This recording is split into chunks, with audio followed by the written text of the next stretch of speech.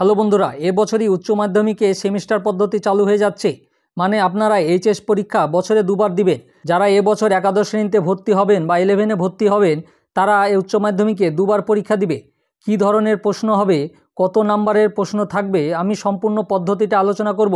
আপনারা শেষ পর্যন্ত দেখবেন। দেখার আগে যারা নতুন আছেন চ্যানেলটাকে সাবস্ক্রাইব করে দেবেন, আর যারা ফেসবুক থেকে দেখবেন অবশ্যই পেজটাকে ফলো করবেন। কি বলেছে দেখুন, এই শিক্ষাবর্ষ থেকেই নয়া সিলেবাসে উচ্চ মাধ্যমিক স্তরে শুরু হয়ে যাচ্ছে সেমিস্টার পদ্ধতি।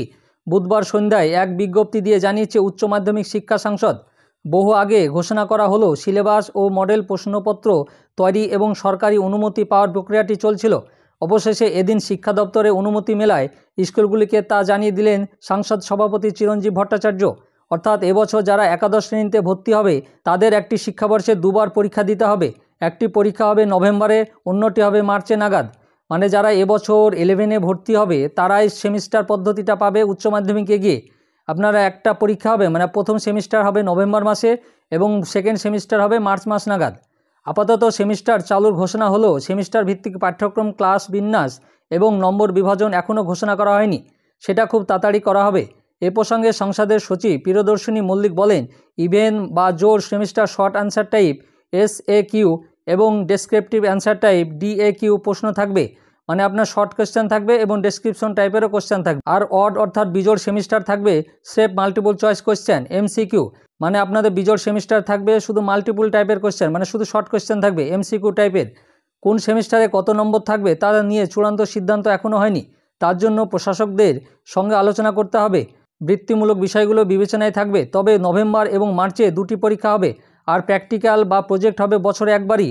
মানে আপনাদের প্র্যাকটিক্যাল পরীক্ষা বা প্রজেক্ট পরীক্ষা আপনাদের বছরে একবারই হবে। আর বাদবাকি লিখিত পরীক্ষাটা দুটো হবে সেমিস্টার। জানা যাচ্ছে রাজ্যের ছেলেমেয়েদের মেডিকেল এবং ইঞ্জিনিয়ারিংয়ে প্রবেশিকা নিট এবং JEE মেন এ আরও বেশি সাফল্য সুযোগ করে দেওয়ার জন্য একটি সিদ্ধান্ত নেওয়া হয়েছে। এবার থেকে বিজ্ঞান শাখার ছাত্রছাত্রীরাও ফিজিক্যাল এডুকেশন বিষয়টি ঐচ্ছিক হিসাবে নিতে পারবেন।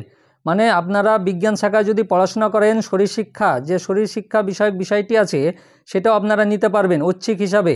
রাজস্থানের কোটায় বিভিন্ন রাজ্যের পড়ুয়ারা এই কৌশল অবলম্বন করে থাকে। নিটে গণিত আবশ্যিক নয়, তার পরিবর্তে ফিজিক্যাল এডুকেশন নিয়ে থাকে এই ছাত্রছাত্রীরা।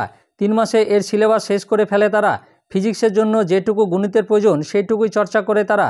বছরের বাকি সময়ে অন্য 3টি বিষয় পড়াশোনা করে তারা। JEE মেনের ক্ষেত্রে বিষয়টি গণিতের পরিবর্তিত হয়ে যায় জীববিদ্যা।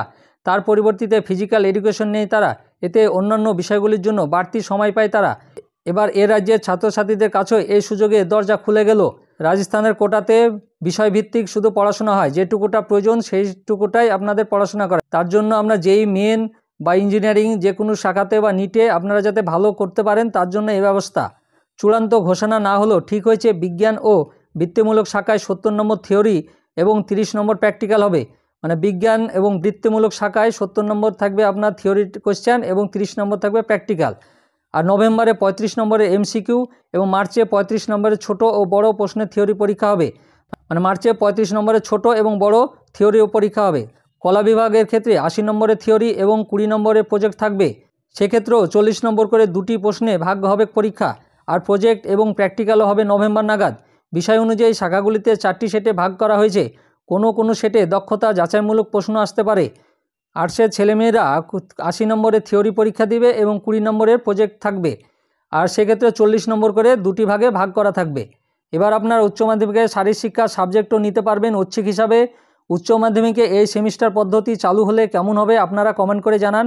আর আমার এই ভিডিওটা ভালো লাগলে লাইক এবং শেয়ার করে দিবেন। আর যারা নতুন আছেন চ্যানেলটাকে সাবস্ক্রাইব করে দিবেন। আর পাশে থাকা বেল আইকনে ক্লিক করে দিবেন যাতে আমার পরবর্তী ভিডিওটা আপনি প্রথমেই পেয়ে যান। আর যারা ফেসবুক থেকে দেখবেন অবশ্যই পেজটাকে ফলো করবেন। ধন্যবাদ।